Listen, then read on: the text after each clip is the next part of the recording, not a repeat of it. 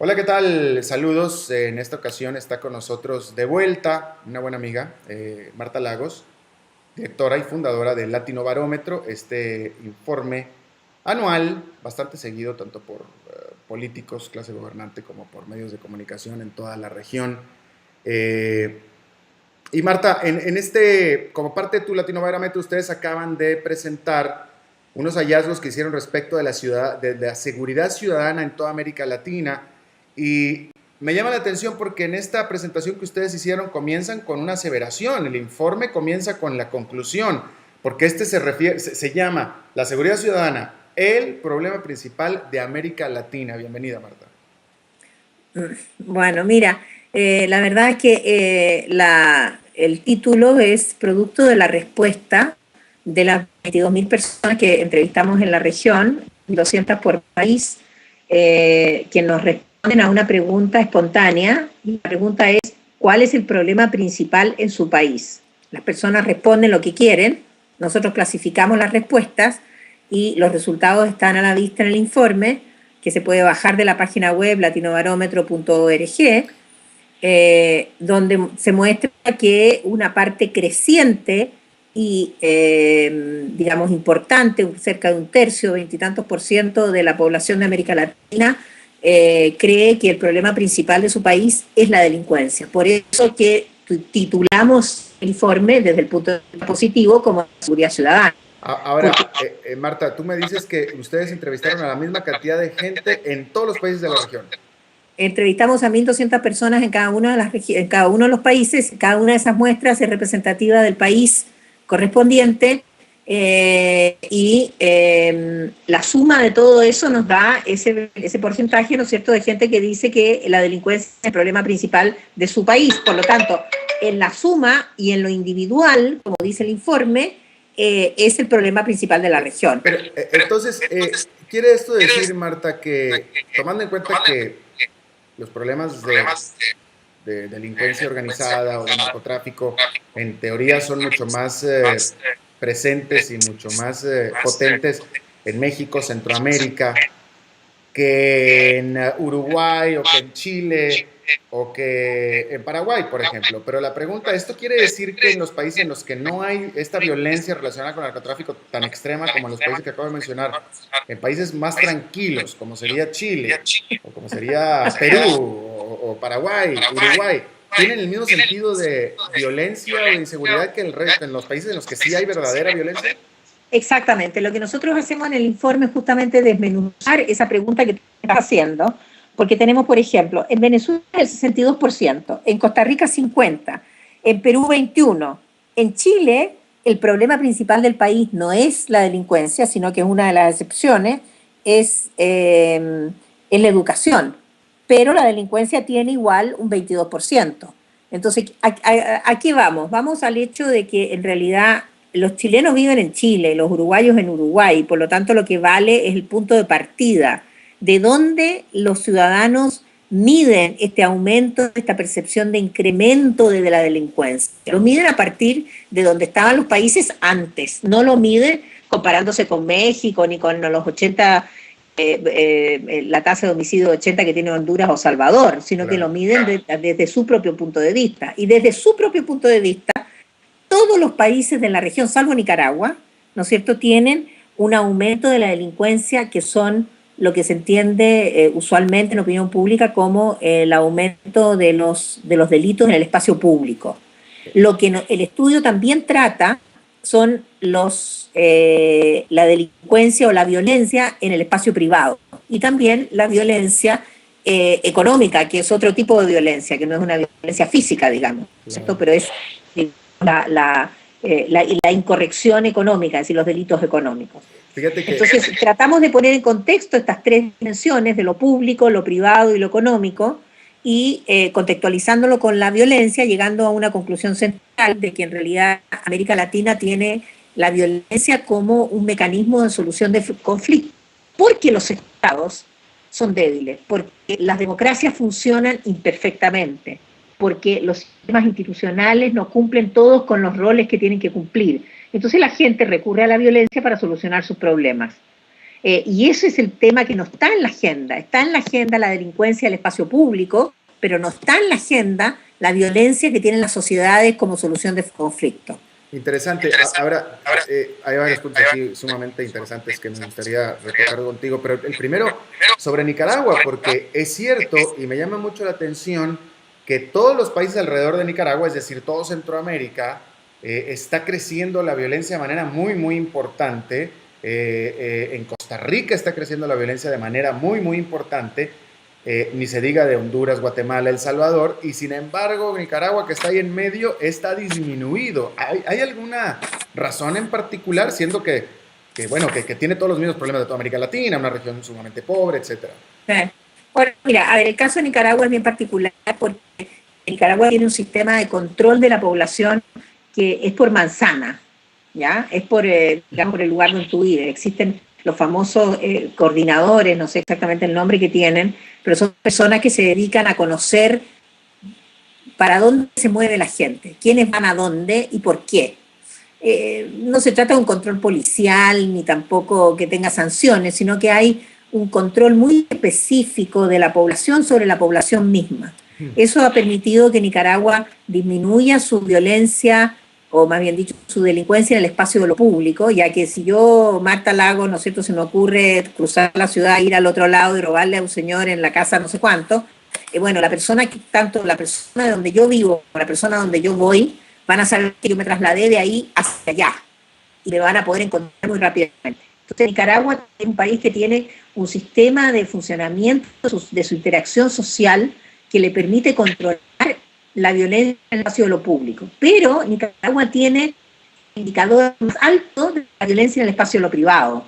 Entonces, Nicaragua traslada, de alguna manera, la violencia pública adentro del hogar. Entonces, la violencia contra la mujer, niños, los ancianos, es la mayor de la región en Nicaragua. Mientras que en Salvador, en Honduras, tienen ellos los casos de homicidio más altos del mundo. 5 de los países con las mayores tasas de homicidio del mundo están en América Latina. América Latina es la región más violenta del mundo, además de ser la región más desigual. O sea, hay una correlación entre la desigualdad y la violencia. ¿Cuáles son estos 5 países más violentos del mundo que están en América Latina? Son Honduras, Nicaragua, déjame leértelo, porque de todas maneras no quiero cometer errores. Están exactamente, te lo digo en un segundo, homicidios. Gracias, Marta. Pero ahora es importante que tú estableces en este estudio que América Latina es la región más violenta del mundo, punto, se acabó.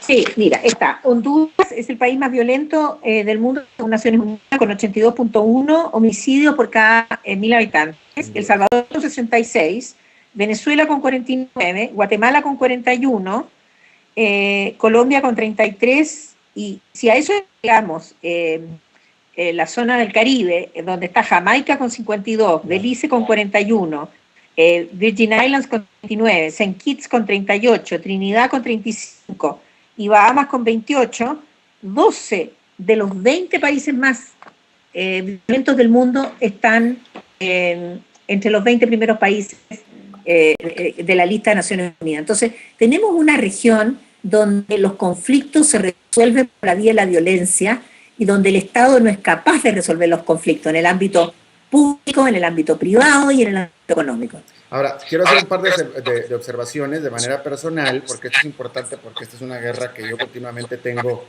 en mi Twitter con tuiteros en toda América Latina, y quiero hacer notar, tanto aquí contigo, Marta, como para los que escuchan esta entrevista, que leíste toda la lista de los países más violentos de América Latina, y que por un lado, México no está ahí a pesar de todas las noticias, y por otro lado, Venezuela sí está. Pero también me llama la atención que incluso está Colombia con todo lo que ha combatido y hecho diferencia en la seguridad. Bueno, aquí está, eso es otro de los temas que tratamos en el informe. En realidad los indicadores de delincuencia y de violencia son muy malos. Los estados invierten poco dinero en la investigación y en el registro. Hay una subdenuncia, está totalmente subvalorado el tema de cuánto es lo que realmente sucede. Si tú te vas, por ejemplo, al estado de Chile, en Chile hay 3 fuentes para saber cuánta gente murió por muerte violenta. Las 3 tienen números distintos. ¿Por qué? Porque la calificación de muerte violenta tiene una definición que es distinta según el Instituto del Estado que lo está haciendo. Eso pasa, imagínate si adentro de un estado hay 3 fuentes distintas, ¿qué es lo que pasa cuando tú comparas un estado con otro? Los criterios para calificar una muerte violenta tendrían que estar estandarizados para poder efectivamente decir en un país es más que en el otro. Ahora, si un país tiene el doble que el otro, lo más probable es que efectivamente sea más, pero si un país tiene 30 y el otro tiene 33, es muy posible que los dos sean iguales. Claro, ¿por qué? Porque las diferencias son pocas. Entonces, no hay estandarización de indicadores. Y en segundo lugar, la tasa de homicidio se usa como una de las más certeras, porque evidentemente la muerte es algo definitivo. Tú no puedes falsificar una muerte, digamos. Entonces, de alguna manera, sí, las tasas de homicidio son más certeras que las otras indicadores, como los de victimización. Hay gobiernos, por ejemplo, mi gobierno anunciaron el día de ayer, ¿no es cierto?, en el discurso del 21 de mayo, de que la tasa de victimización había mejorado. Y lo que nosotros decimos en el informe es que la tasa de victimización es una tasa mentirosa, porque no refleja realmente lo que está sucediendo en la calle. La variación en la tasa de victimización depende de la cantidad de denuncias, es decir, si el Estado es exitoso y logra que los ciudadanos denuncien más, debería aumentar la tasa de victimización, porque se declara que la subdeclaración, más o menos 1 de cada 2 víctimas no denuncia. Entonces, si aumenta la tasa de victimización, puede ser por el éxito del Estado en darle confianza a la gente para que vaya a la policía y haga la denuncia. Ahora, pero nada más para aclarar, para que quede claro, si México no apareció en estos 12 que acabas de leer, ¿es porque seguramente México debe estar abajo de estos 12 o es porque estás diciendo que no está llevando bien la cuenta de su violencia? Bueno, desde luego no me queda claro que la tasa de conteo de los muertos en México esté homologada con la de los otros países. Puede ser que México recién esté desarrollando su tasa de homicidios para que pueda aparecer en esta lista.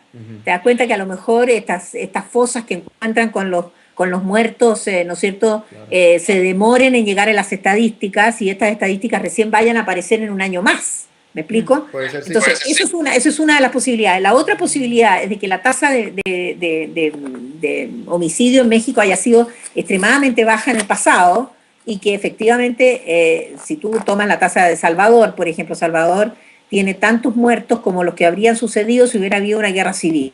Es decir, el número de muertos corresponde a una situación de violencia generalizada. Cosa que en México no es así, porque el tema de la droga y de los carteles tiene que estar localizado en unas partes del país. Entonces te das cuenta que ahí también hay una relación distinta. Es decir, hay un foco de violencia muy extrema en una parte, pero el resto del país eso no sucede. Absolutamente. Marta, en menos de 2 minutos, por favor, porque ya se nos acaba el tiempo. Ustedes hacen una pregunta bien importante que necesito que me la contestes en menos de 2 minutos. ¿Cómo afecta esta violencia a la democracia en América Latina?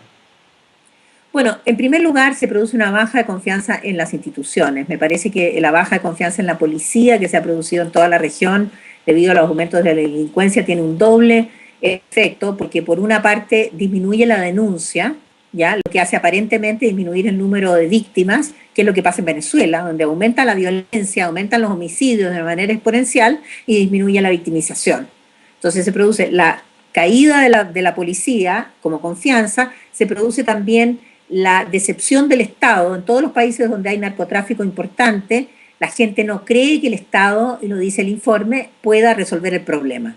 Curiosamente, en aquellos países donde el narcotráfico todavía no ha penetrado, la gente cree que el Estado puede resolver el problema. Entonces, de alguna manera, esto mina las posibilidades del Estado de tener al ciudadano como colaborando con la lucha contra la delincuencia, ya que se produce la desconfianza por la corrupción, la desconfianza por la certeza de que en realidad las fuerzas policiales y hoy día los militares en muchas partes no pueden resolver los problemas. Claro. ¿Y qué está haciendo la democracia en 30 segundos? Bueno, mira, el tema de la democracia, yo creo que si los estados no logran abarcar todos los territorios, aumentar la confianza en sus instituciones y de alguna manera recuperar la confianza de los ciudadanos, la democracia nunca va a poder terminar de consolidarse, porque para que se consolide es necesario que el Estado aplique la ley por igual para todos. Y lo que estamos teniendo son estados de alguna manera que no logran eliminar la violencia como forma de solución de conflicto. El Estado tiene que ser la forma de solución de conflicto, la democracia tiene que ser la forma de solución de conflicto y no la violencia. Claro. Marta Lagos, directora y fundadora de Latinobarómetro. ¿Dónde puede el público en general encontrar datos sobre este informe? En www.latinobarómetro.org se baja y es totalmente gratuito, y así también los datos. Ya quedó. Muchísimas gracias, Marta. Hasta la próxima. Bueno, encantada, mucho gusto.